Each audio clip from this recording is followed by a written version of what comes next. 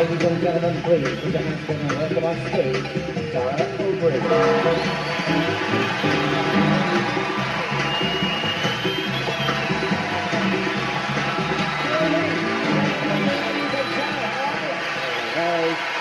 Hello. You're very good. Ladies and gentlemen, welcome. How are you? Are you in good form, ladies and gentlemen? Edinburgh, it's spectacularly warm. It's almost unnaturally warm in Edinburgh. The glow off the heads of the lot of you is insane. Welcome to the show, ladies and gentlemen. We're about 5 months into the tour at this stage. In generally, relatively good health under the circumstances. Even the throat is holding up. Right at the very start of the tour, we're in Dublin, and I felt a tickle in the throat, and you go, oh, Jesus, don't lose the voice now, right at the very start. And I went into a booth, and I went to the woman and said, listen, I'm about to do a lot of talking and a lot of roaring. Do you have anything? This is at the pharmacy counter. Do you have something proper, practically leaning in a kind of a, not to shite yourself, these feckin' eaters behind me. Good stuff, right? And your woman goes, I have just a thing. And stepped out from behind the pharmaceutical counter, walked to the throat section, picked these things up and said, now these are very good, she says, because not only can you suck them, but on the inside, there's honey. I'm sorry, are you explaining lockets to me? Because they've been on the market for some time now, Pet. We've kind of mastered that technology, yeah? Tell me, how do Rolos work? I've been always intrigued by that. So, good way to think, we're doing the show, we're doing a DVD here in the place because A, it's a beautiful theatre, because B, you people aren't shy, right? And it's always fun to have a bit of interaction with you, right? And C, it's just joy to arrive in Edinburgh. It is just a pleasure. It is easy. You get off the plane, you collect your bags, you hop onto a tram, and in fact,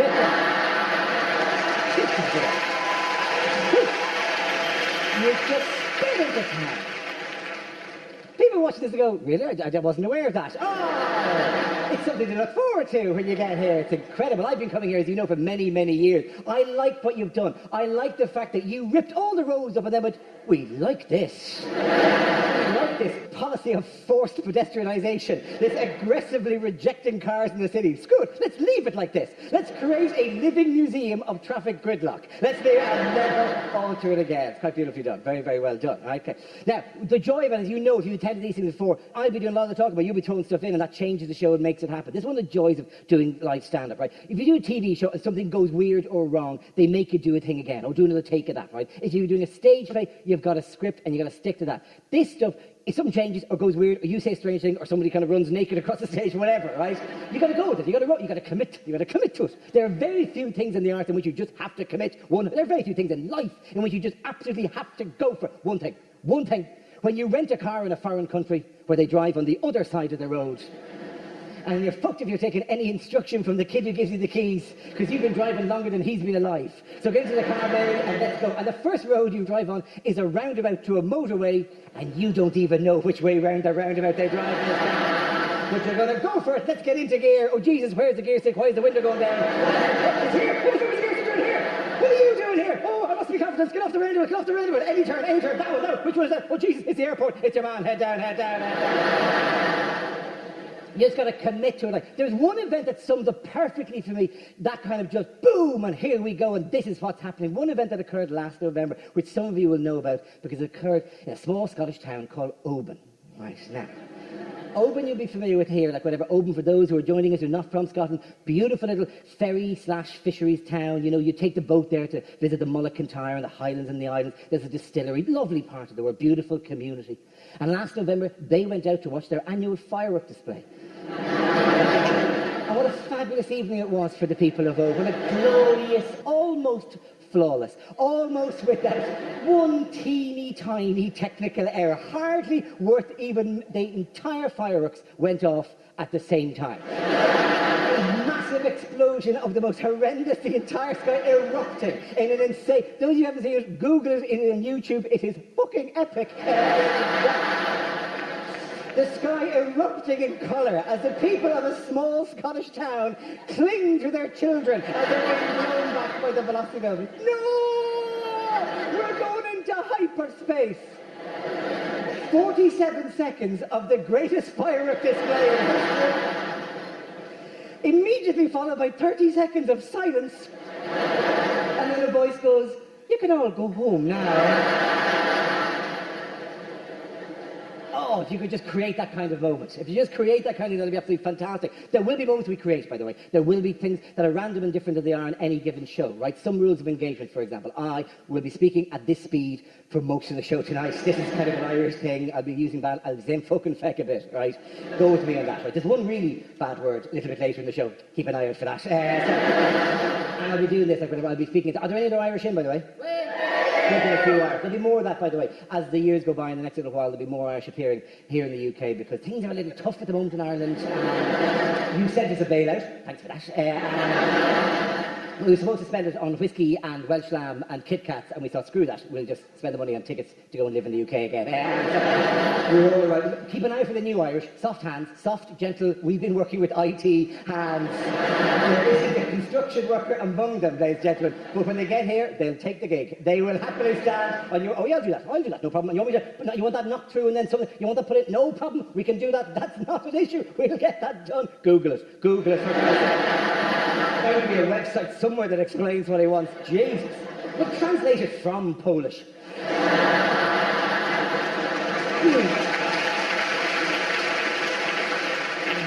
You will be sending planes to Warsaw to fly back the Polish builders that you were so dismissive of. Oh, yeah. It's funny the first time you flush the toilet and the lights go off. But...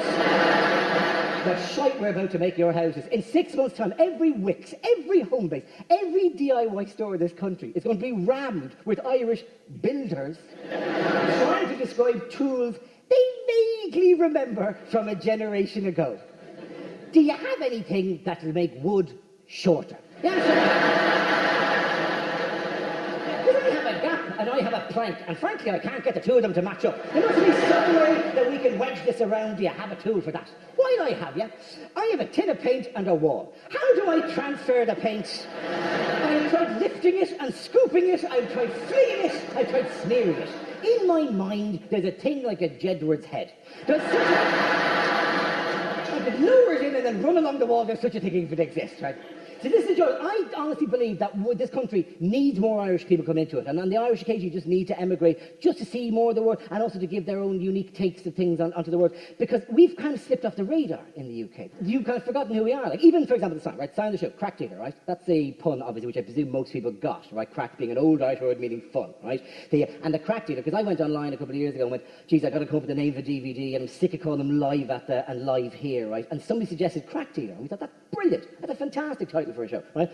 And we stuck it onto the box, and we showed it to loads of people, and they went, that's fantastic, Dara being crack dealer, I get it, that's great.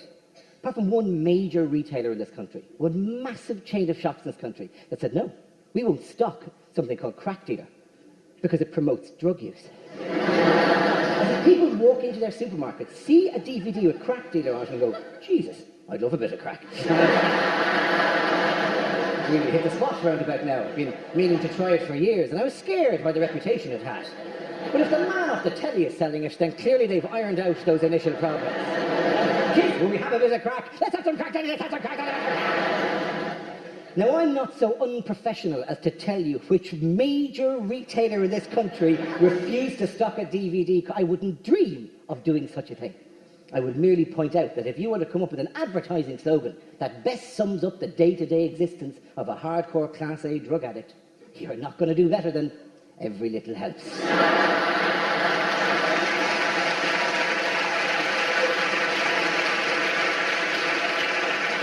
But this may backfire on me anyway, because obviously the thing is, on the DVD box, there is always on the back of it a picture of the show as it goes along. So it means even if I keep it off the front of the box, the back of the box will have like tiny letters of crack dealer, which surely they're not going to be happy about. And I should be more sensitive to their desires not to have had this here where they would see it. I mean, that is obviously, I've got to do everything I can to avoid them being embarrassed or angry by the words appearing in...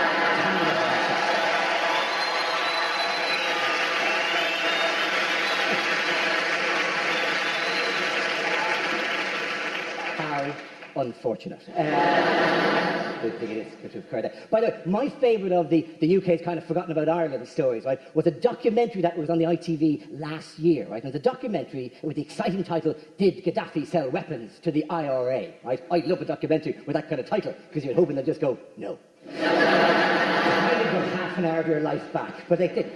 It's in the documentary, I'm not making this, they had footage, incredible, never before seen footage, of the IRA, full uniform on the back of a truck with a big gun, shooting down a British Army helicopter. Incredible footage. Oh my God, why have we never seen that? That's unbelievable footage. That's incredible. And the reason we hadn't seen the footage before, and I'm not making this up, the event never happened. It was taped. The pictures we saw were taped from a television while somebody played a video game. Somebody's playing Call of Duty, Modern Warfare, one of these things, of guys shooting down a helicopter, and it got sold to the documentary makers as found footage. Like Cloverfield or something, right? And you're going, you Egypts, right? You're the ITV Current Affairs Department. How much attention exactly were you paying for 40 years of the Troubles that you thought the IRA had a uniform? They were that kind of army. I don't know and I don't care. My other favourite thing about it, like, it's video game footage. Oh, I love that. I wish they'd actually carried on the scam and sold them a fake interview of a guy in silhouette going, well, the most difficult thing about fighting the IRA was, even if you shot them, they would hide behind a wall. And their health would replenish. And you could have an interview with a guy from the IRA going, well, the most difficult thing about being in the IRA was putting the angry bird into the catapult.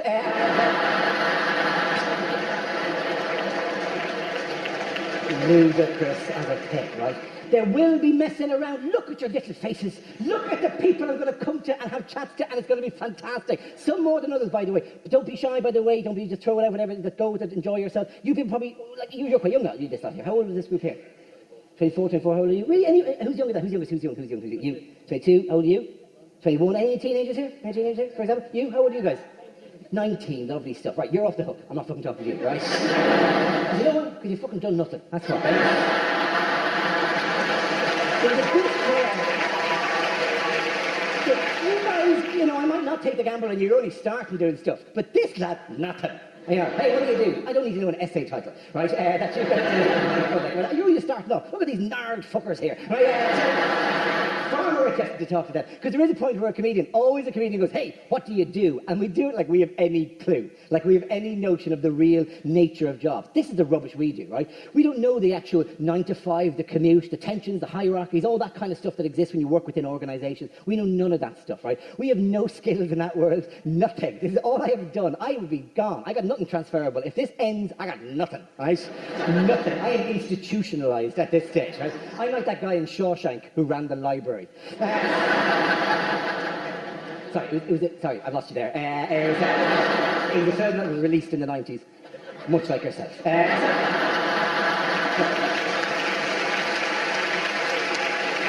It does mean when you go, hey, what do you do? Like, whatever. We genuinely are really, really bluffing. We haven't a clue about these kind of stuff like that. I mean, particularly people who work in large organisations. Do you work in a large organisation, for example? No, do you work for yourself? What do you do? What's your name, Frizzy? My name's Keith. How are you, Keith? Keith, are you a local? No, I've come from Dunblane. You've come from Dunblane. Good to have you down, Keith. Very, very good. Andy Murray, of course. And Keith, what else? What do you do? I have my own business. So. You have your own business. Oh, you're at the top of that kind of stuff, right? Oh, this is exciting. This is exciting what you do. How many people do you employ, Keith?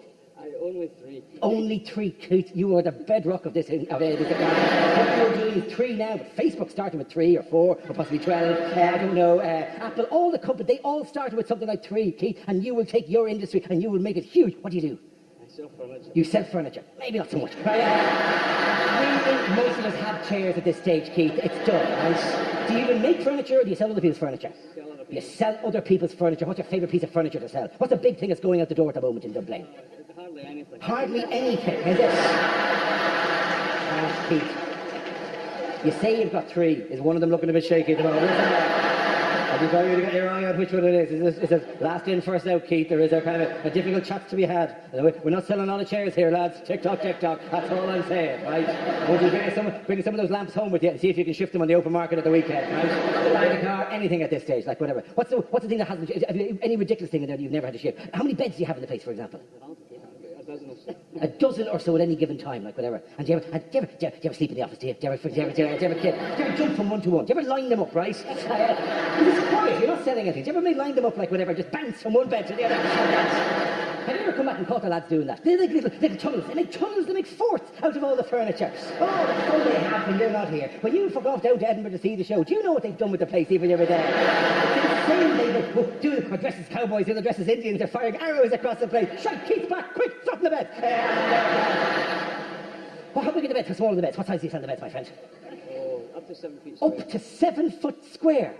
What the fuck needs a 7 foot square? Possibly. How many giants are coming in to do? Hello, I want to buy a bed. I can't go in the door, for I am 7 foot tall and also 7 foot wide. I am a giant who likes group sex. Please, please, can I find a bed which is large enough for me and the many women I lure back to? What kind of sexy ass basketball players are hanging around in Dunblane looking for beds at the moment to ship women through? Is that what is the target market for a 7 foot, 49 square feet of bed? There are flats in London you would just use that as carpet. How great would that be? Johnny, do you want to come home? This is my house! It's my house! Johnny! That'd be great! How high is the bed? Does it have things underneath it? Does it have drawers or shelves or stuff? Can you hide? Yeah, do people ever hide? Do you ever do hide and seek during the day? Where some people go to the club and go, boo, I'm here, kids. Ah! Yeah, you see, it's not the most business-minded conversation you have with people about what they do. Like, have you ever sold a 7 foot by 7 foot bed? Have you? Yeah, you have? How big was the person you sold the 7 foot by 7 foot bed to? He was 5 feet 3. He was 5'3". Lying on the bed, just like swirling around. Stars, crucifix, every possible shape. And was he this way, and of course that way, at an angle and everything. And was he single or was he married? He was married. He was married. Now, was the wife 9'8". Was there some sort of... You could sit in one corner in a kind of fetal position, like whatever, but she sat like a starfish. Was she a starfish? Would he marry a giant starfish? She was 6 foot and she was Russian. I love the details you note. She was Russian. Typical of those Russians coming in here demanding huge beds. They're like that, the Russians. Are there any Russians in the room tonight? Good. What are the fucking chances that that's a Russian? What are the chances that that little... Hey, yeah, I'm Russian. Sorry. Violate. Sorry. So you're genuine Russian. Is your chair large enough for you at the moment? Would you wish to spread out and take as much space as possible? So the Russian wife, just impress the Russian wife, you had the bed and very, very good. Are you amazing, Keith, by the way, that lad there? And do you work in the same industry or do you work in a big company or a little company? I've got my own. You've got your own company? Oh, this is impressive. It's like the Dunblane Small Business Association. Oh, it's like the Chamber of Commerce. Promoting local industry in the Dunblane area. What? How many people do you employ, my friend? 18. 18? Don't look down on him. And doing what, my friend? What's the company do? We're opticians. You're opticians. It could be 18, it could be 9. You're never sure. Wait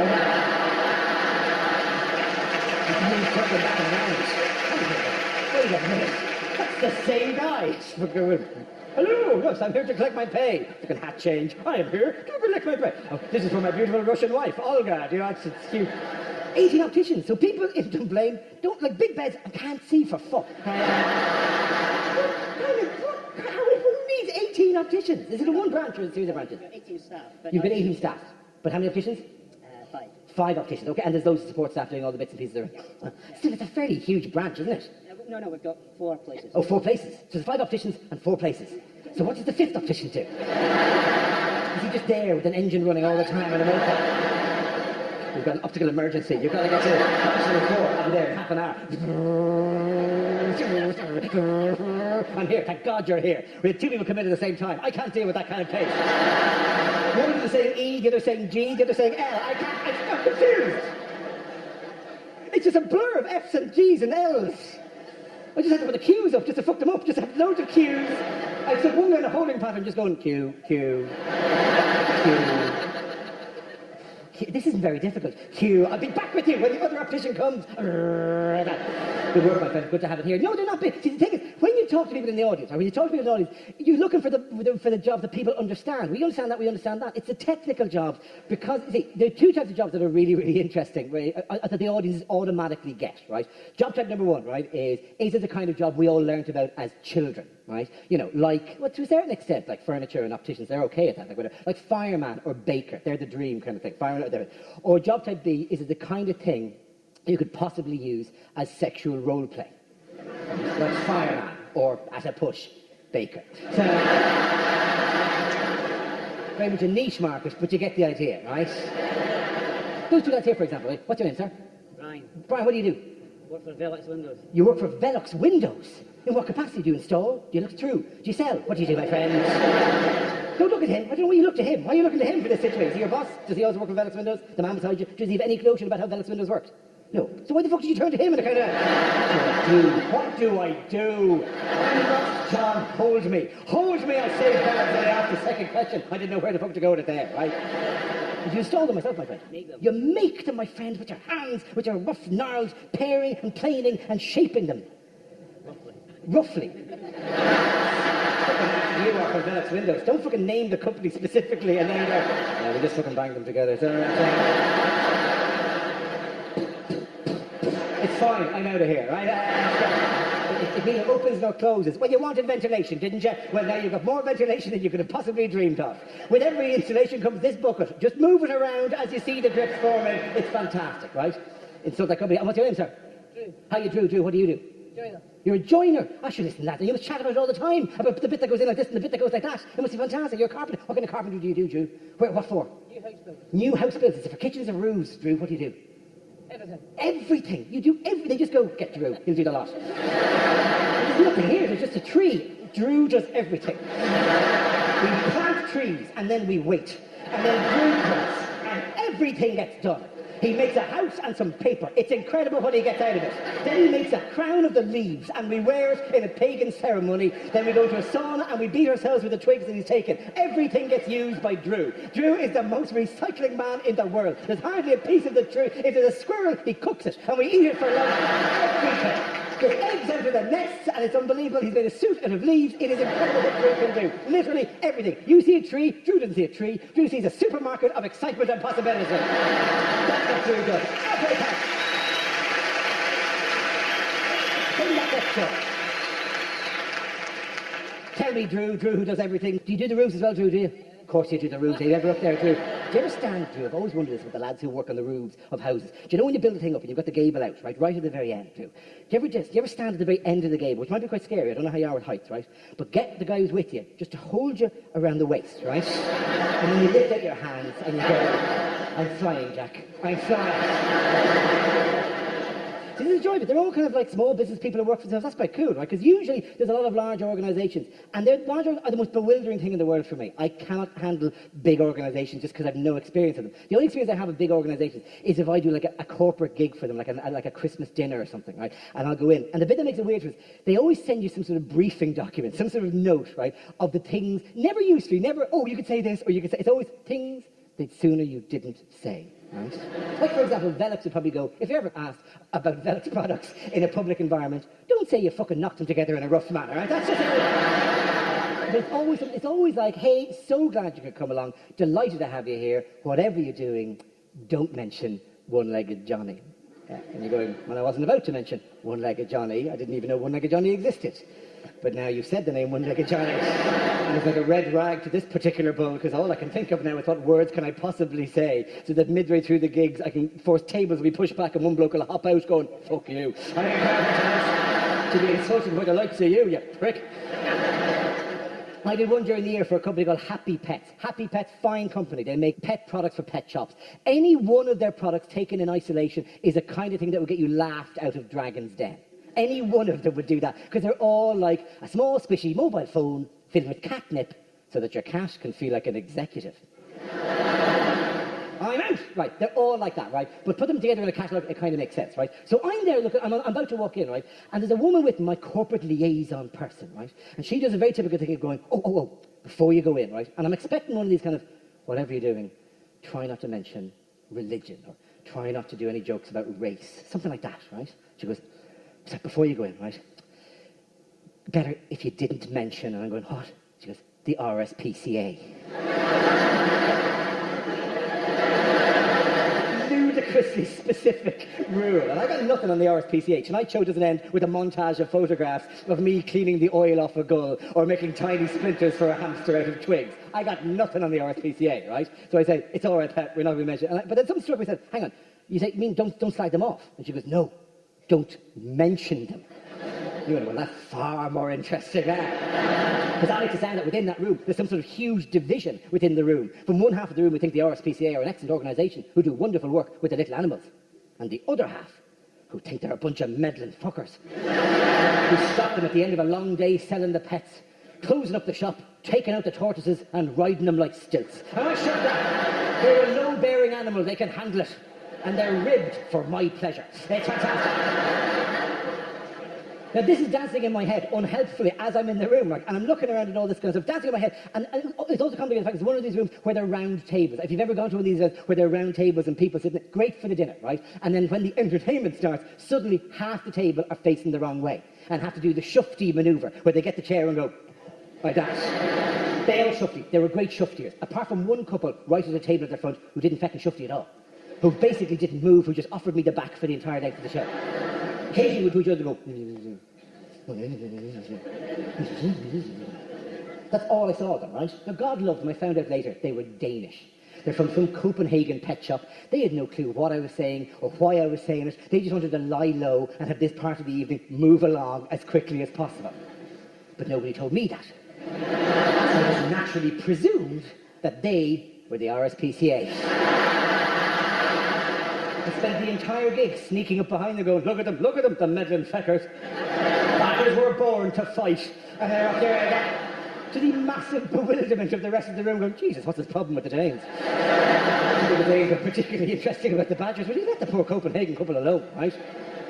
I did one of these big, there's a big corporate thing, and in the front row, there was supposed to be a famous golfer, right? And they said in the briefing notes, whatever you're doing, don't mention his super injunction.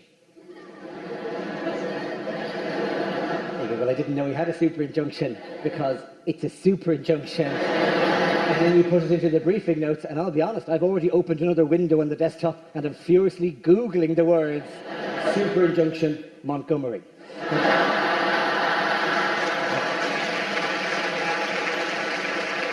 I am not going to tell you what it was, because you're going to look it up anyway. So why would I waste time going into the detail? You know that I've already given you two things to look up, Oban Fireworks and Super Injunction. I am the only comedian who gives homework out as a gig proceeds. And it's entirely a test of character as to which one you look up first. Know that, right? I'm saying that because I can already see pockets of light where people have slid the smartphones out and I'm checking for some form of 3G coverage and I'm going, geez, you dirty fecker.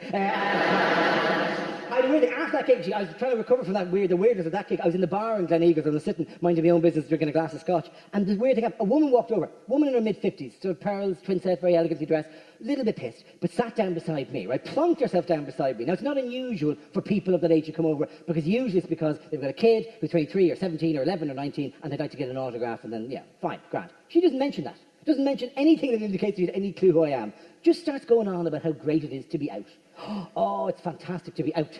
Isn't it lovely to be out? It's wonderful to be out. Isn't it great just to be out? And I'm looking at this woman going, you are neither lesbian nor Chilean minor.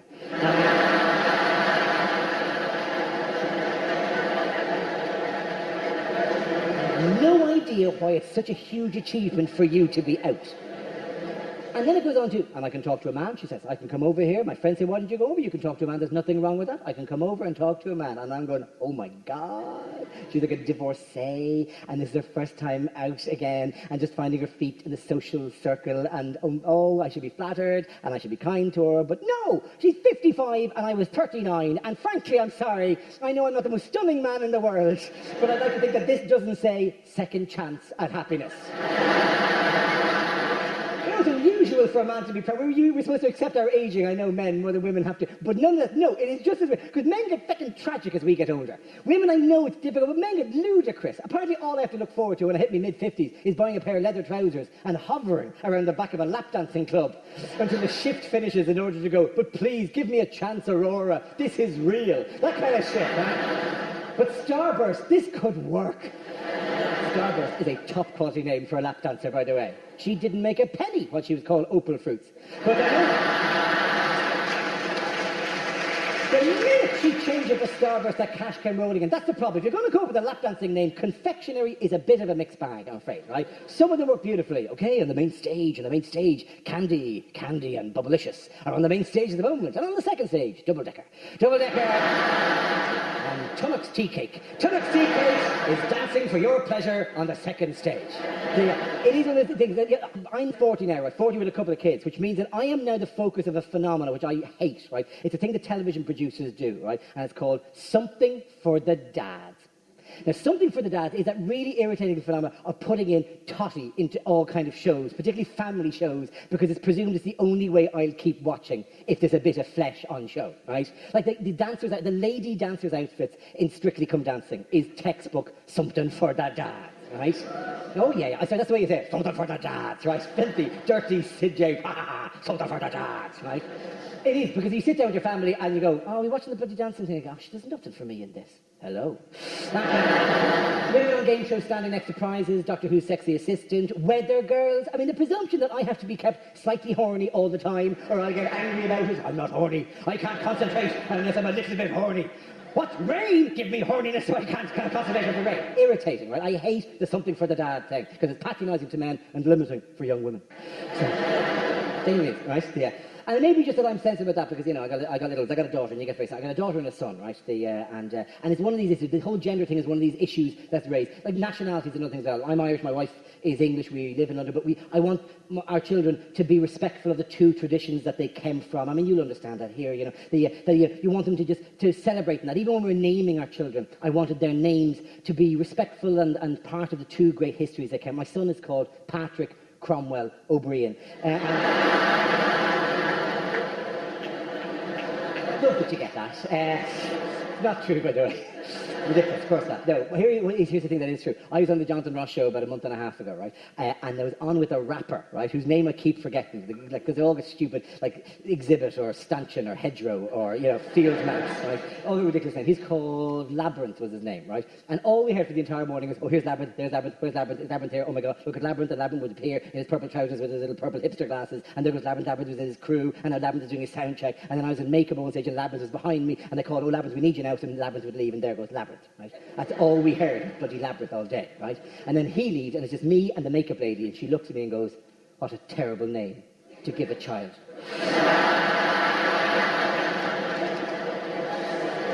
It's not his real name. It's his rapper name. They all have silly rapper names. When Plan B was born,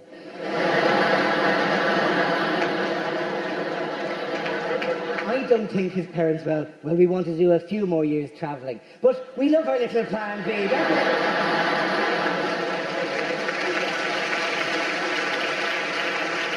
Well, we do worry about these. For example, you know, with regard to the little ones, that whole thing like that, something for dads and all that kind of stuff. Yeah, I have two little ones, right? Two little ones, a boy and a girl, right? And I don't know if I'm giving away anything here on behalf of the parents of this particular generation, right? But we are so putting all of our investment into the girls. All of our efforts, all of our resources, all of our hopes rest with the girls. The boys are great. The boys are great with their energy and their wrestling and their running into things with their fucking heads. Meanwhile, the girls are using language and social skills and building things, literally building things with stuff that boys mainly use to push into the cat. It's remarkable. I say this, I had a woman come up to me after a gig, and go, oh, it's very interesting, we said about parenting there. I said, oh, what? And she goes, yeah. She goes, I have 4 sons, she says, and I love them, but they are stupid.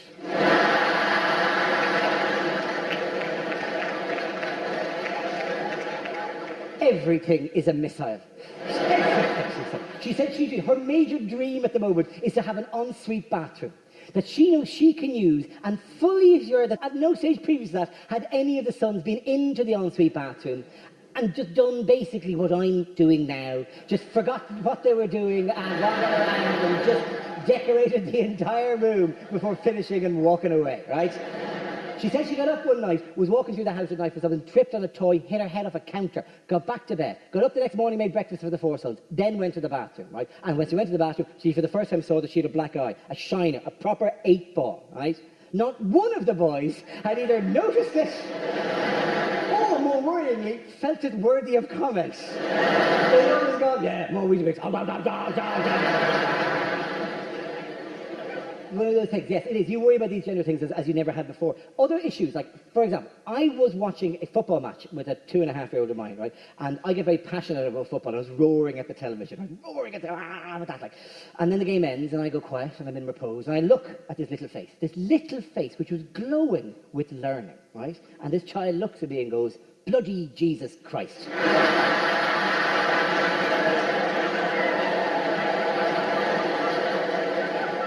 And my wife goes, Dara. And I said, what? We're atheists. This is hilarious. We've got non-denominational secular education. There's no religion in our schools. Yeah, that's the way we're doing it. Like whatever. So imagine my surprise, the twist that I've had to sit through 2 nativity plays already. We're atheists in a non-denominational secular school. What the hell am I doing watching?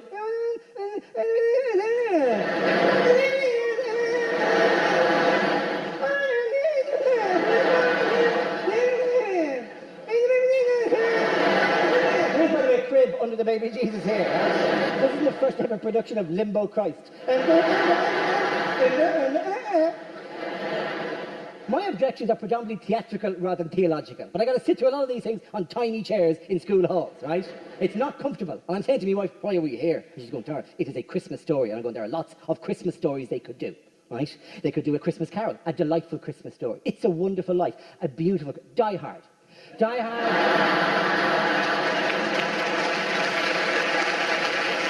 Die Hard is one of our finest and most beloved Christmas tales. Who among us would not prefer to see an under-5s version of Die Hard? With small, barefoot child shouting, yippee-ki-yay, motherfucker, and they run to a cardboard representation of the Nakatomi Plaza. I, for one, would love to see that. What else would you suggest? It doesn't have to be Christmassy. Free your mind. What would you love the kids to be doing a version of? What's that? Gremlins. Yeah, but non-Christmas. Let's go non-Christmassy. Saw. One of the children has to remove his own leg with a rusty axe, and another one lies on the floor. Is he dead? Is he not? Spoiler alert. For the whole outfit. See, it's amazing how violent it gets very quickly. What else should we do? What'd you say? Pulp Fiction. Pulp Fiction. Inevitably, there's a Tarantino suggestion, right? Small 5-year-old child overdoses on heroin, is trying to get a freaking epi needle rammed into their breastplate, and then there's a big shoot at the end. Give me one more. Braveheart is fantastic. Braveheart is a brilliant suggestion. Paint half of their faces blue, give the other side Georgia's flag, and make them run across the hall at each other. 7 out of 10. I love this game. We've had everything people said, the Godfather trilogy, which is possibly a little ambitious, all 6 Star Wars films, Kill Bill volumes 1 and 2, right? Inception was a particular favourite of mine. There'd be layers of it, and at the edge, people were moving incredibly slowly. And then it's a great game, except in Birmingham, where a man in the front row went, Basic Instinct. No, you have literally ruined it now. You have destroyed it. You've made a mess of that. Right? Listen, I give out of it the nativity plays. There was a nice one. There was a nice one because they were really quiet, and even an old hard-hearted old cynic like me. There was a presentation of the baby, and they all leaned in, and it was all very quiet and still and nice. And then one voice at the back of the room goes, "Bloody Jesus Christ!" Proud. As I'm sure she did, because at the end, her teacher came out and said, "Thank you all so much for coming along to the Class 1A's Christmas production this year." And I, at the back of the room, nudged my wife, went, "Finally, something for the dads."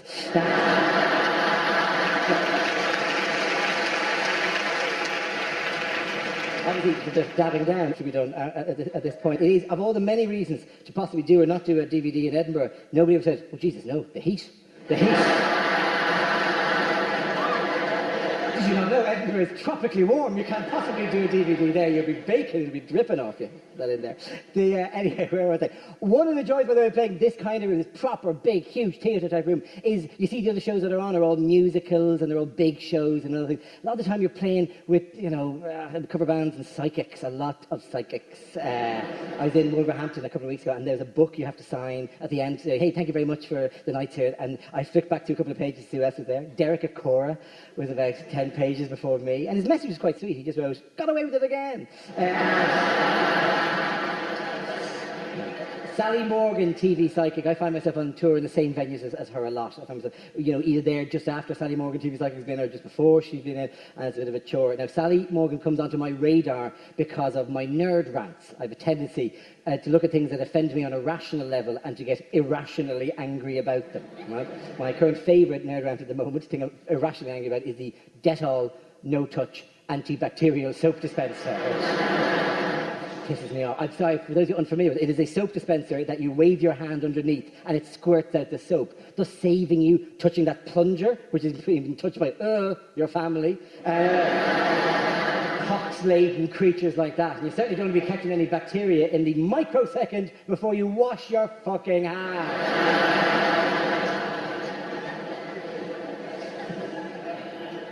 But I find myself, as I touring and crossing paths with various people, which means that I then talk to the stage staff who tell me exciting stories, right? For example, about Sally Morgan, TV psychic. They told me a story once. I don't know if it's true or not. They told me, and legally I'm going to cover myself and say it's their fault. Nonetheless, here's the story. She was on in Belfast, in the Wolfen Theatre in Belfast, and it wasn't working out for her. I'll sympathetically say she was having a quiet night, as we often do as performers, right? Sometimes it just doesn't click, right? And it wasn't clicking, and the audience turned and started taking the mickey out of her. And so I go, Sally, can I talk to my mother? And she'd go, when did she die? And the person would go, she's not dead yet. Sally, can I talk to my sister? Is she dead? No. And the very woman said, Sally, can I talk to my father? Can I communicate with my father? She said. And Sally went, is he dead? And the woman said, yes. And Sally stood on stage, and with 1,800 people in the theatre in Belfast, and went, I'm getting an image, I'm getting a vision of a man's coming through. When the woman in the audience went, no, he's here, sorry.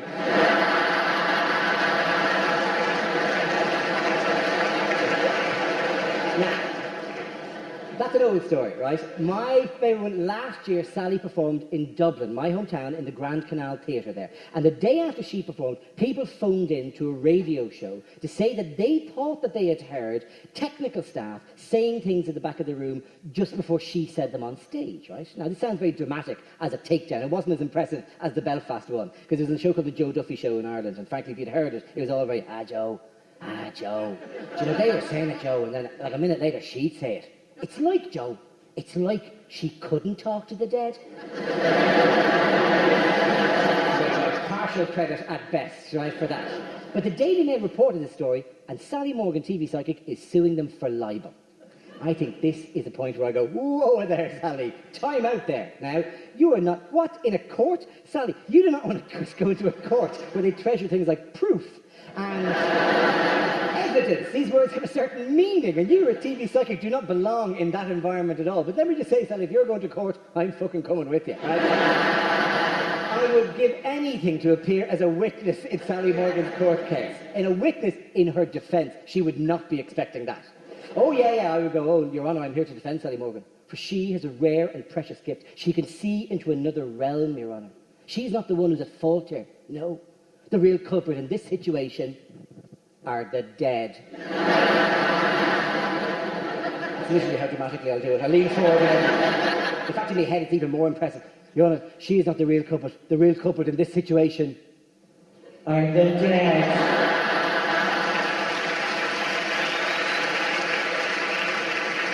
The dead, Your Honour. The dead are making Sally Morgan look like a cunt.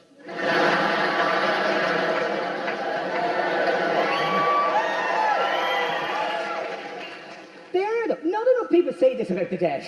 The dead get off scot-free. The dead are arseholes of the highest order. The dead are pricks. The nice psychic is there trying to talk to the dead, and what are the dead doing? They're mumbling and muttering and forgetting basic information like their own names. What kind of arseholes are the dead? I've got a man here. Oh, what is your name? What's my name?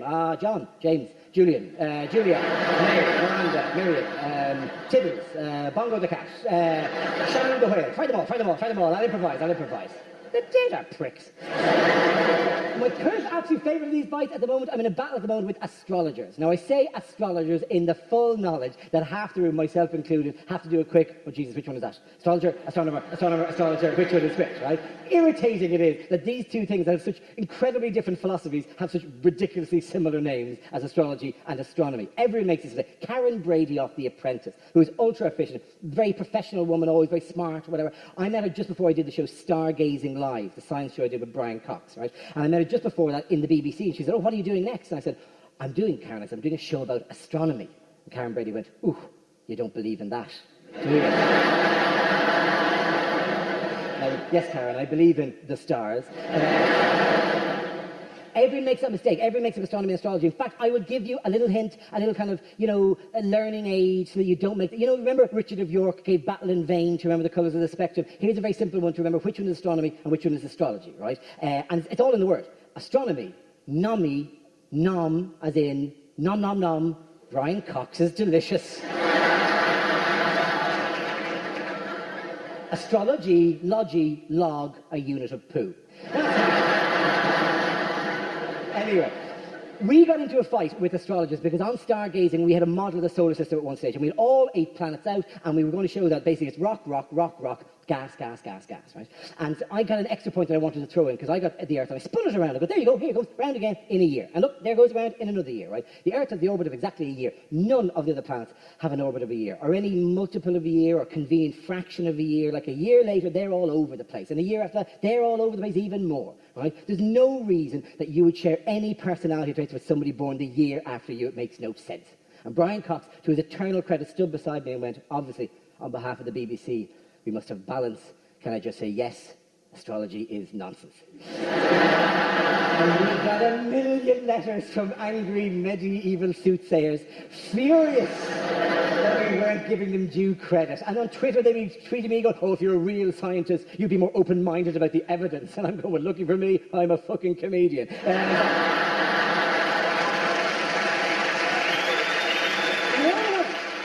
They all wanted to come onto the show, onto this BBC science show, to give their side of the argument. And you're going, no, you can't come on. Why? It's a science show. You can't come onto it because your work clothes are a cape with stars sewn onto it. You're called Madame Zuccarino. That's why you don't get to go on a science show. You get to do premium rate phone lines in the back of the newspapers. You don't get to do science shows. These are the choices we make, right? So there was a part of me going, oh, Jesus, bring them on. Bring them on. That means if we bring them onto our thing, that means I am allowed, quid pro quo, appear on any television show they do, right? I'm allowed to appear just on Daybreak, right, on ITV. I'll be sitting at the end of the couch, just reading the newspaper, while they're over there warbling on about, you know, Aries this or Virgo that, and the host of the event, you go, thank you very much, Madam Zuccarino. But of course, for the broadcasting regulations, I must now turn to Dara. And I put down my paper and go, everything she said is shite. Same time next week, lads. Same time next week. We'll see you then. And a lot of people say, it's a very soft target, Dara. It's a very easy, and it is a very easy. It's a bit of crack. We all know that. You open the paper in the tea break in the office and you go, John, you're going on a long journey. Oh, Mary, you might come into some money, right? That's fine. It's just a bit of a laugh. I get that, right? In fact, we had in Newcastle on the tour, we had 3 prison officers from a prison called Franklin Prison, right? And they were in their own. We were saying to them, how brilliant would that be if every day they went around to the cells and read the lads their horoscopes? How fantastic. Oh, you might be going on a long journey. But there's new love.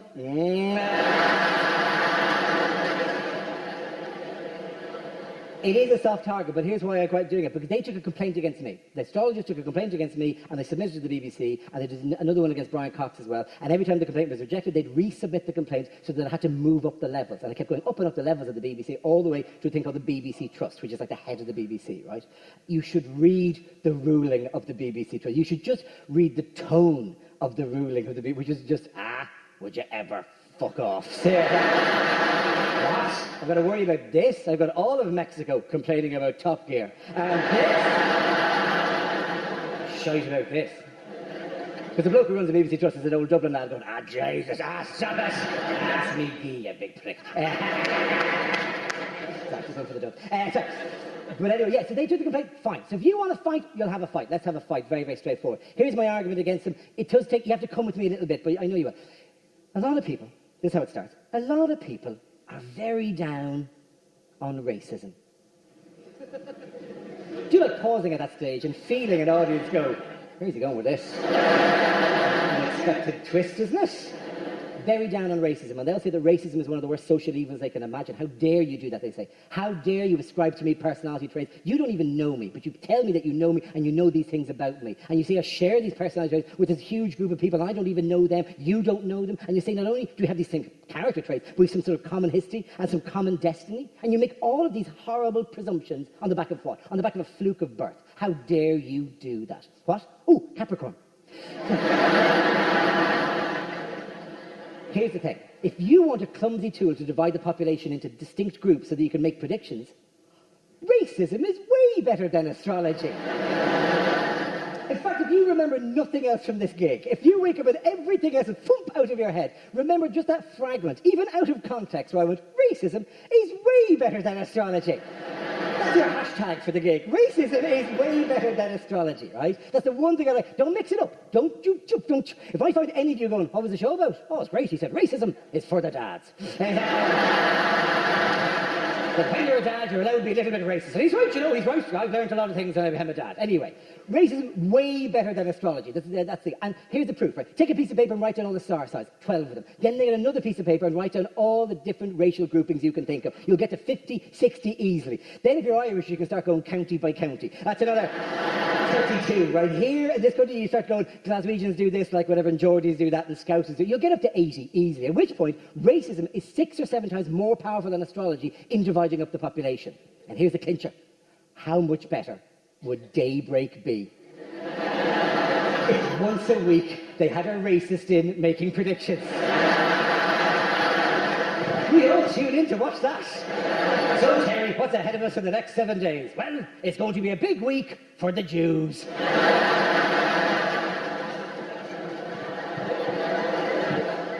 That's my racist face. I am a nerd. I'm a tech nerd as well. I quite like watching us scrabble to keep up with technology. I quite find that funny. A friend of mine invited me round to his house to watch a football match in high definition because he had a high definition box and a high definition television. And we sat down after 10 minutes. I went, John, this is not high definition. And he went, what are you talking about? It's a Sky HD box and a HD ready telly. I said, but are you using a HDMI cable to connect the box to the telly? And he went, what's a HDMI cable? I know, you're ahead of me. He was using a SCART. I need hardly explain to you, in that configuration, that would merely bleed the high definition out of the picture, rendering it normal definition. Here's the best bit. He'd had that for 6 months. For 6 months, he and his wife had watched this and convinced themselves it was high definition. They'd watched Avatar gone, look how bright it is, look how vivid, look at the clarity. He had placebo high def. It's kind of a very rare form of high definition. We're surrounded by technology, but we don't really know how it works, right? We think because we're at the very breaking edge of all technology that somehow we're geniuses. If we ever fell back in time, fell through a wormhole and landed in Renaissance Italy, and we landed in front of a council of the finest minds of the time, Leonardo da Vinci, Botticelli, Michelangelo, and we think we'd be gods. They would look to us and go, my God, and we'd jumpstart science, we'd be a wonder of the age, we'd tell them the things they would never have heard of, it'd be incredible. No, we're 3 questions away from looking like fucking Egypts. Question 1, what do you have in the future? Traveller in time? And you go, we have an amazing thing called a computer. A computer sits in the room, and we have these in all houses in the world, and it sends information all over the world, and it draws information in. My God, they say sketching furiously. That is amazing. And how does it keep going? Well, it's connected to the wall by a cable. What happens there? I don't really know.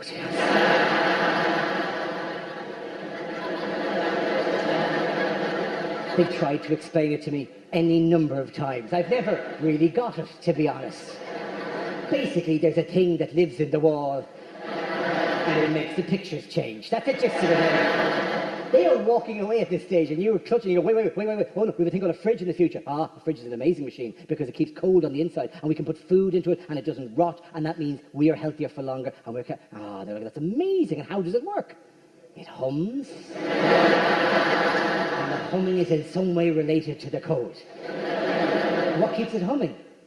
That's connected to the walls. Is this the same thing that made the pictures change? Could be. Name a simple machine we use every day. Microwave is the simplest fucking machine you could think of, right? What house of the future do you live in where the simplest machine you have, I'll just go to the microwave, on my jetpack. Simpler than that. Kettle, toaster, very good. These are the kind of... Could you imagine explaining a toaster to Michelangelo? You take a piece of bread, you put it into the machine, you press down, and you wait. And what happens? Does it double the bread, quadruple the bread? Does it change the bread into other food stuff, just ending hunger? Does this machine stop famine? No, it just makes toast. But we can make toast. We hold bread up next to a flame on a fork. But this does 2 sides.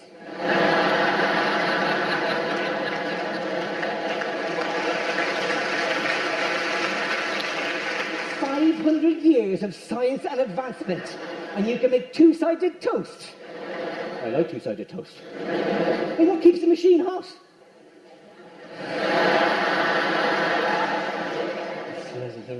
It's connected to the walls. Oh, a non-electrical, simple non-electrical machine we use every day. Toilet, of all the things. Imagine explaining a toilet to Botticelli. Gather your robes around you, you sit down. You evacuate your waste into it. Then you press a button and it's all taken away. Where does it go? It goes into the wall.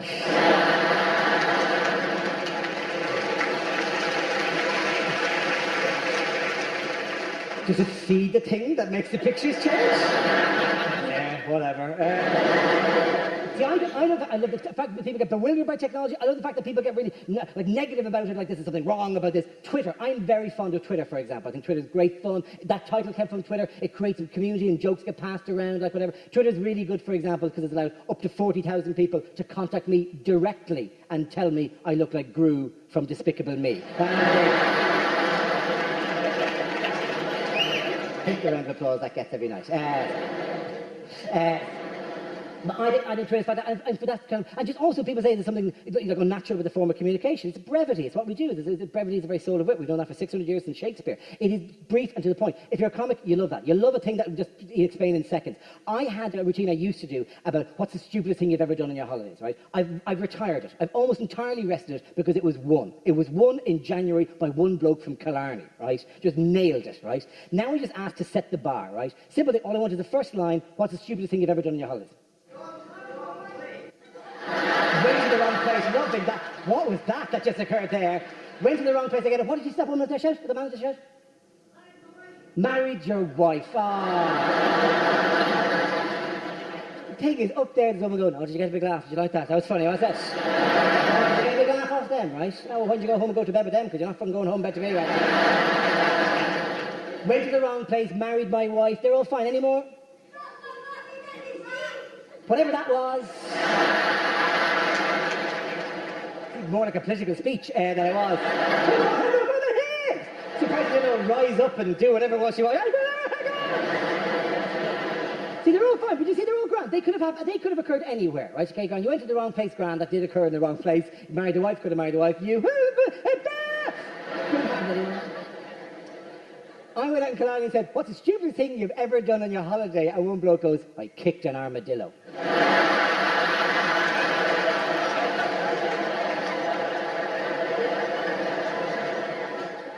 That is epic, my friend. Why did you do that? And said, I don't know. He just walked out in front of me. I didn't know what the fuck to do. He was on like a jungle trek, like a guided tour of the wildlife, with a local guide showing him in a kind of and this is the nest of the such and such, and you can see the tracks there, and occasionally those birds will find their fruit there and they'll bring it down, all this kind of stuff. And in the background he's standing next to a bush, and an armadillo walks out and he just goes, oh fuck, and just hoofs it. Properly, poof.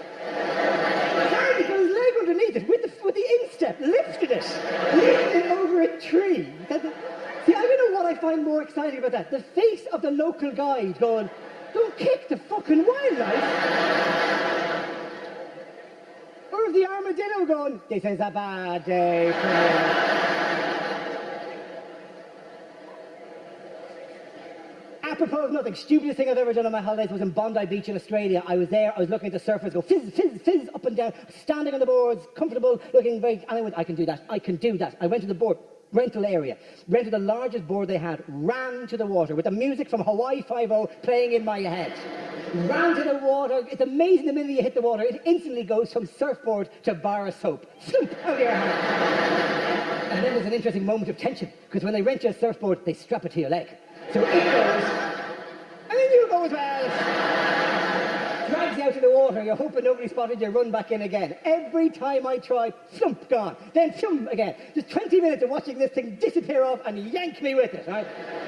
Now that sounds as if it's just embarrassing, but no, it's actually painful, because the underside of a surfboard has 3 bloody razor blades stuck onto it. They're like as guides or something, but the bloody keeps cutting across your thigh every time it shoots out of your hand. And you got all these scratches and nicks and dinks. After 20 minutes, I looked like some weird emo chick, just into the water, with a tiny little cut. I was bleeding into the waters off Australia. And luring sharks into Bondi Beach, right? But I kept trying. And once I just ran into the water, I caught a wave coming at me, right? Just about shoulder height. Very important in that situation. Surfing 101. Very important. When that happens, lift the board over the wave. Or break the wave with the pointy end of the board. Don't do what I did. Which is hold the board up flat. in an effort to somehow deflect the Southern Ocean away from myself. I managed to harness the entire gravitational pull of the moon. Ah, Jesus! God, right? Now there's a man looking at me and laughing. Just standing there in his trunks, laughing at me. And I go, oh, I'm going to do this, right? Ran into the water and leapt onto the board as if to mount it, like a rodeo thing. I went, I've got you now, I've got you. Oh, Jesus, you're not as buoyant as you let on. I mean, I was able to forcing it down and wedging myself on the sand with the waves just lapping in and out around me. I was staring at the other surfers going, how you lads? Yeah, good day in the water. A couple of great breakers out there, aren't they? Fantastic. I think a bit of a break myself at the moment because I'm weak with the blood loss. But nonetheless, but I had to walk past your man. I picked up the board. I walked past a man who was in tears laughing at me at this thing. Right? And I walked past a man, and I vividly remember, it's a completely true story. I walked past a man and just kind of went, oh. And your man looks at me, and in the thickest accent I have ever heard in my life, just goes, ah, Jesus, Dara, we Irish are shite at surfing.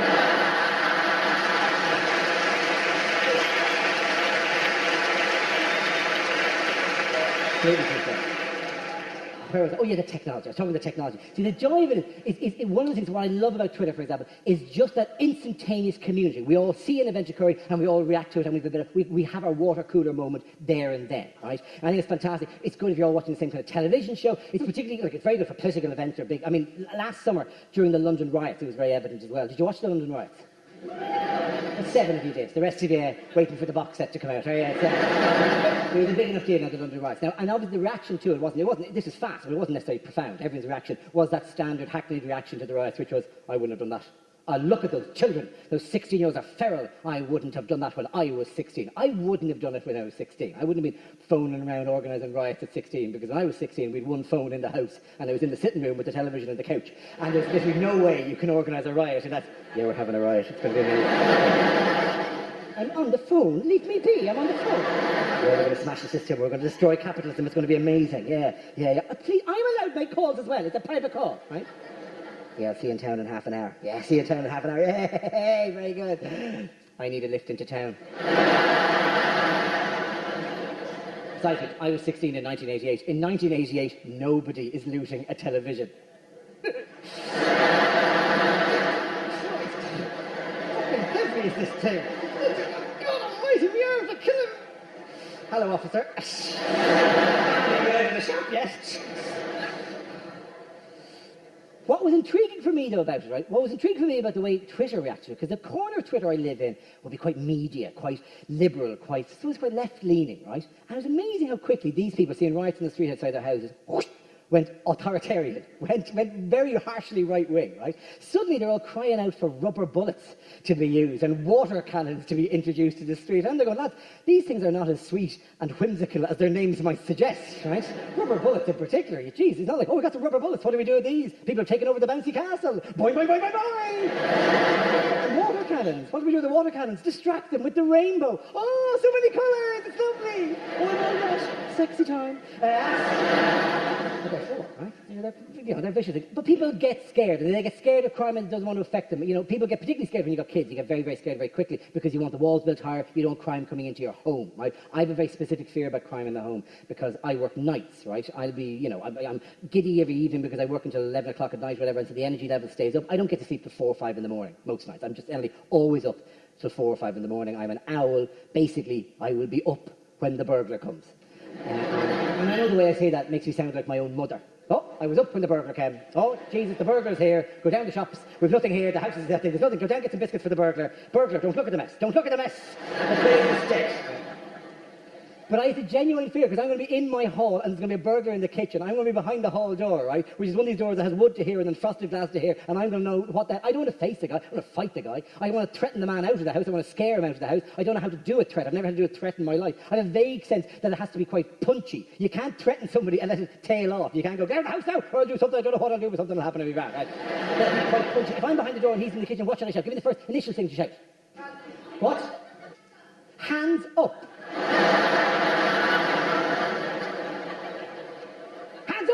And they'll go, wait, why? With what are you threatening me? Oh, bluff, you've called my bluff entirely there. Nothing at this stage, right? Do you have a gun in the house?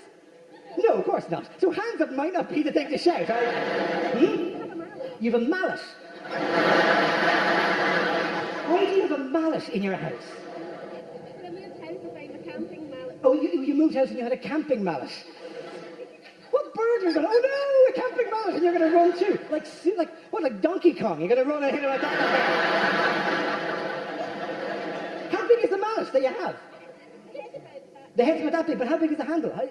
About that big. So your sphere of influence is really only that wide. Oh, don't come near me, or I'll punch you to the ground, right? Hands up, I've got a mallet. I don't think that's going to work as a give me a look, give me a look. What'd you say? Get teeth, fuck.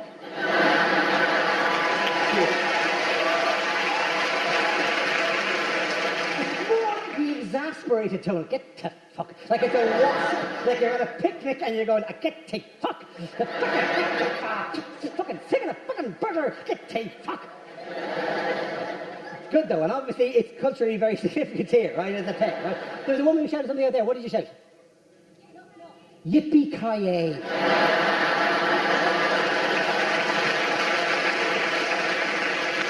I hope I hear no, oh Jesus, Bruce Willis is here. Somewhere in the vents above me, he's bound to sneak around. What did you see down here? Knock, knock. Just going to confuse the burglar. In my own house, I said to go, knock, knock. And he automatically go, who's there? Orange. Orange who? No, I'm not doing this fucking joke. Just get out of here. No, what was the line after knock, knock? Oh, he would say knock, knock. Why would he say knock, knock? Have you missed the point of this game entirely? I'm trying to get the man out of my house.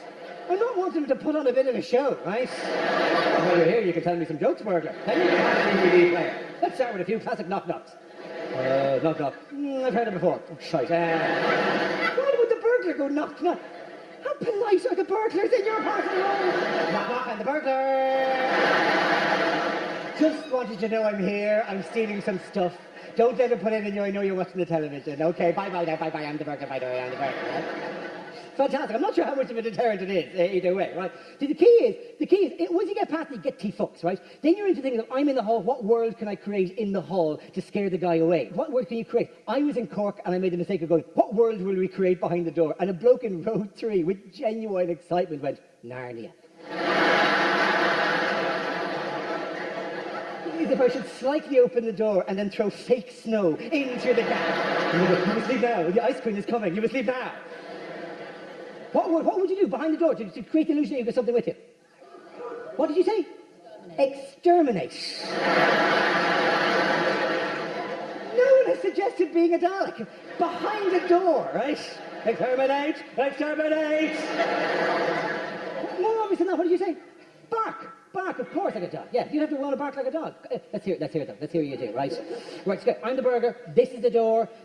I'm rooting through your stuff when I hear this. None of the rest of it out. I hear this noise.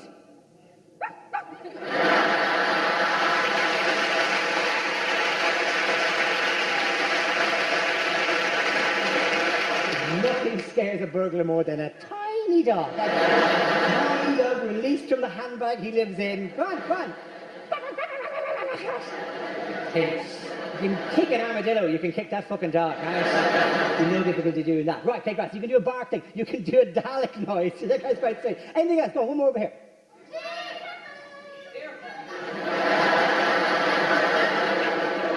I'm sorry. My attention is entirely being got. That was the scariest thing I have ever heard in my life. Is it just me, or is that woman going, peekaboo? The most frightening thing you could possibly... What kind of fucked up horror movie? The doll is alive! Peekaboo!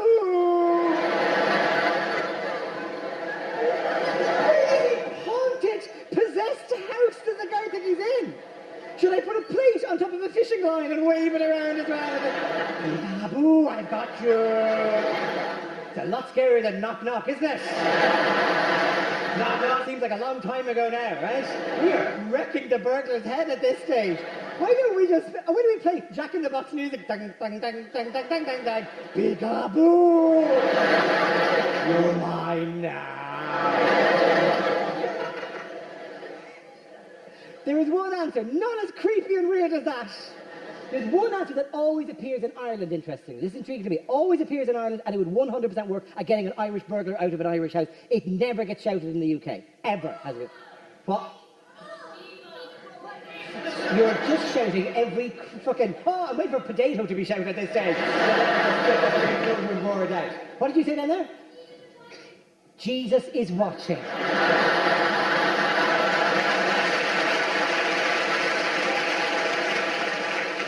I think these days you might be overestimating the power of the Catholic Church. If the local priest is watching, that'd be more scary for them than Jesus. No, the killer phrase, and I'd be surprised if it didn't work here, the killer phrase in Ireland, right, that if you want to get an Irish burglar out of your house, you open the door slightly and just shout, I know your mother.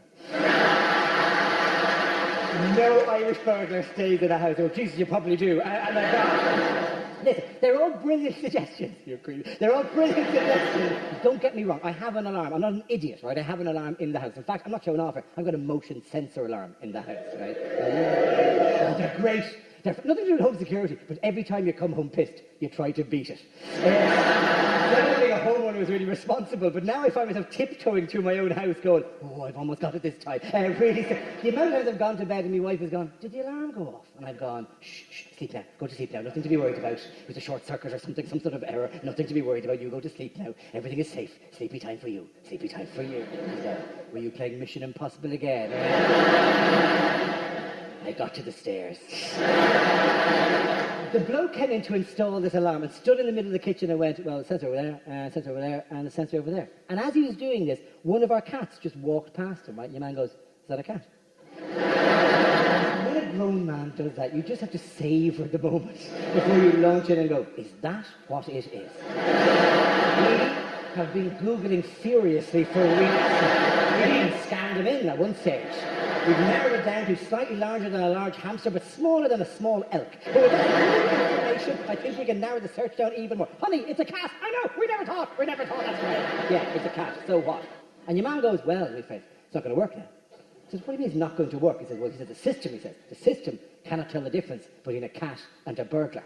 I'm standing looking at him going, well, let me explain it to the system. A cat is about this height. A burglar is about this height. If a cat ever breaks into my house and it's this height, I want the fucking alarm to go off.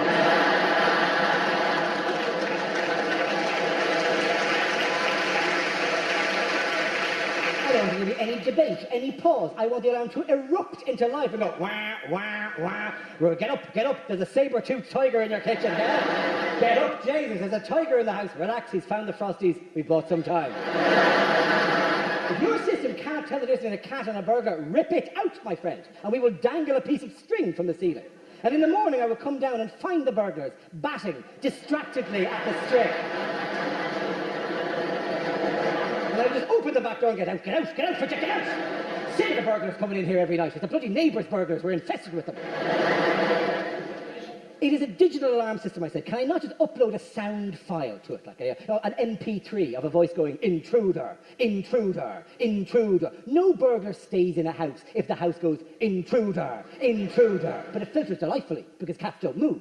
I've leaned over me cat and gone, intruder, intruder. And the cat has just looked up and gone, I am on the phone.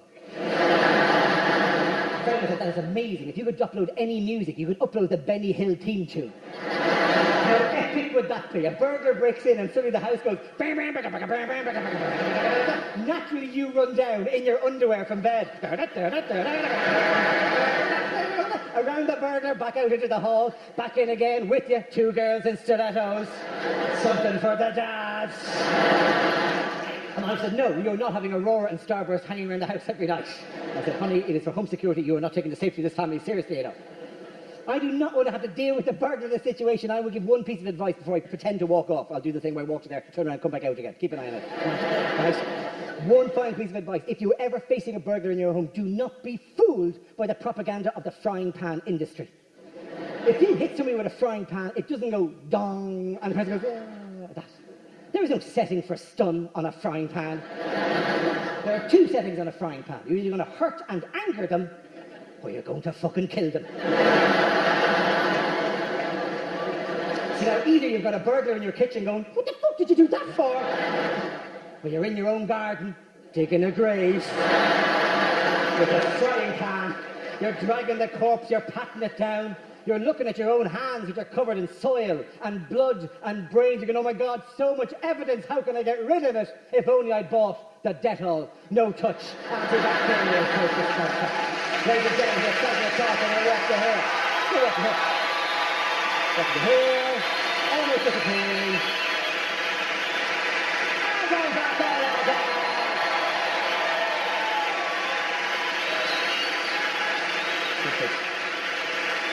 Yes. Just a couple of things. Actually, pleasure to talk to you. You've been fantastic. A couple of things to say to you. By the way, one of the joys of doing that encore thing, right, is that it draws a line. So I can drop in a joke here that I have no place for in the show, but I love, right? So here it is. Don't you hate it? Don't you hate it when you get a taxi and the taxi driver cuts somebody up and the guy he cuts up looks at you? You're the prick. Like you went, here's £100, get me to the theatre now, I don't care how many toes you have to step on to do it. I hate that. So anytime I'm in a taxi and the guy cuts somebody up, I always make sure I'm rammed up against the glass doing this.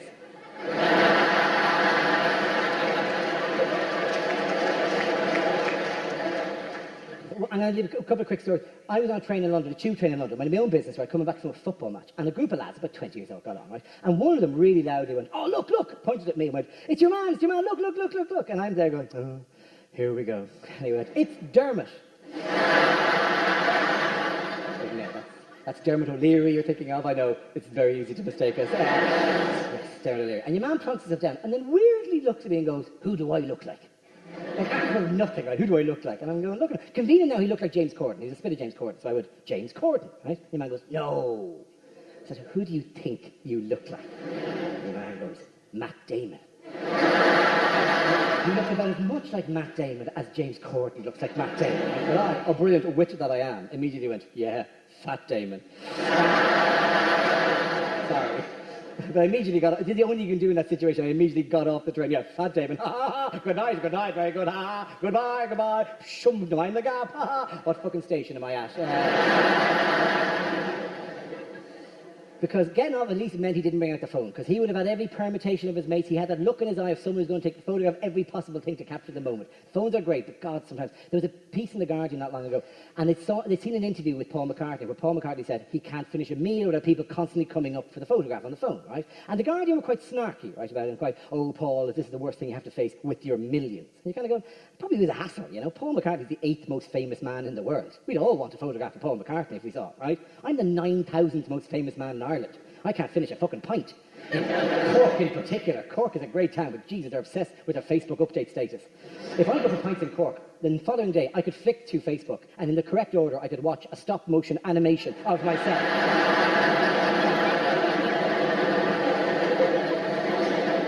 People are weird about it. Husbands come over with their wives, and they push the wife over to you, right? And you're left standing there with the wife, and then they stand really close with the camera, right? And you know the way those little screens, I'm 6'4". Often there's a foot between me and the woman, right? And so on the screen, it'll be just the bottom of my face and the top of her face. So I naturally sort of lower myself in to make a more pleasing photograph, right? 50% of the time, the woman panics and starts to lower as well.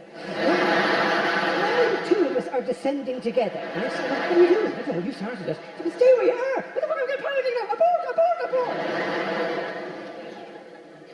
Once, I was sitting in a bar in Dublin. I was drinking angrily. You know, occasionally you just, having a pint about something, right, with a mate of mine, right? And a woman came over and tapped me on the shoulder with a camera in her hand, and she said, is there any chance of getting it? And I said, of course. I took the camera off her, put my arm around her, held the camera shoulder thing, and went click, click, click, flash, and I held it back and said, there you go, have a lovely day, right? Away you go, back to her friends. She turned to me, mate, who was laughing. I said, what is so funny? This is what you have to do now, right? It's what you have to do. And he said, I'm not sure it is really, to be honest. I think she just wanted you, or anyone, to take a photograph of her and her friends.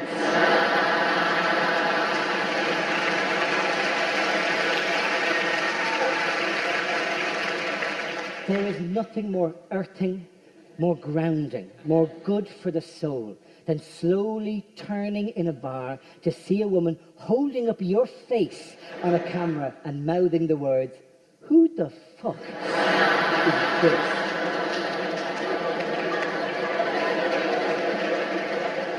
This man who insisted I be photographed.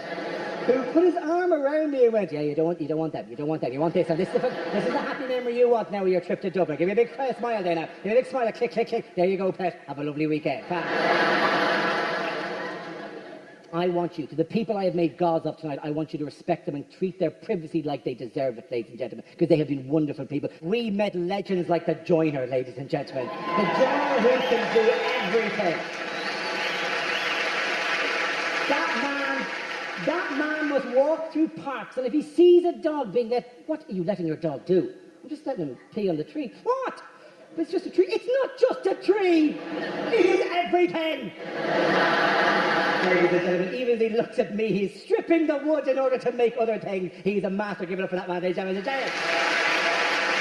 And beside him, the winner of the game of what job works best as sexual role play. And you wouldn't have presumed it would be the Velux window installer. If you're lying in a bed and you say, what are you going to do to me tonight, John? And he goes, I'm going to do to you what I do with my Velux windows. I'm going to do it roughly. That's all I got to say. And hanging from the ceiling. That's all I got to say. For the man who saw his window, give a round of applause.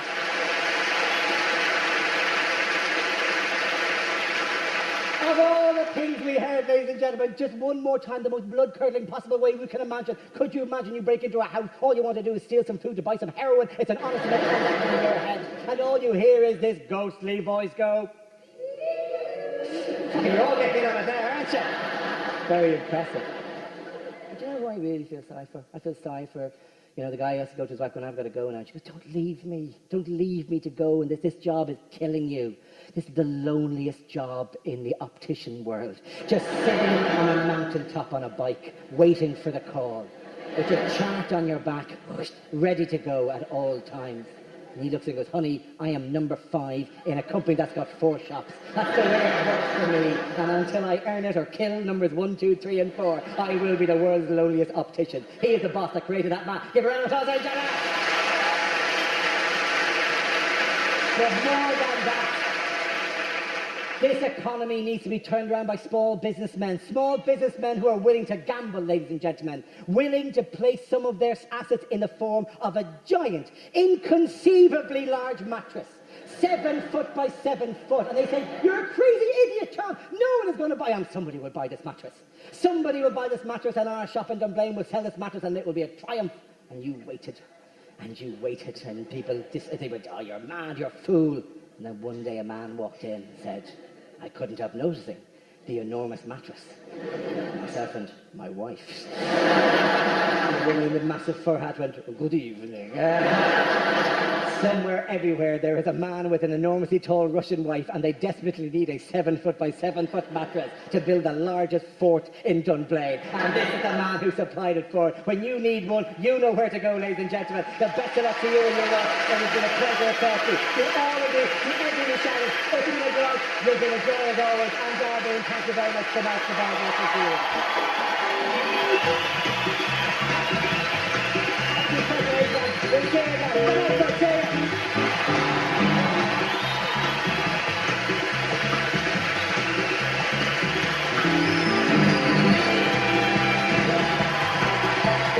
you.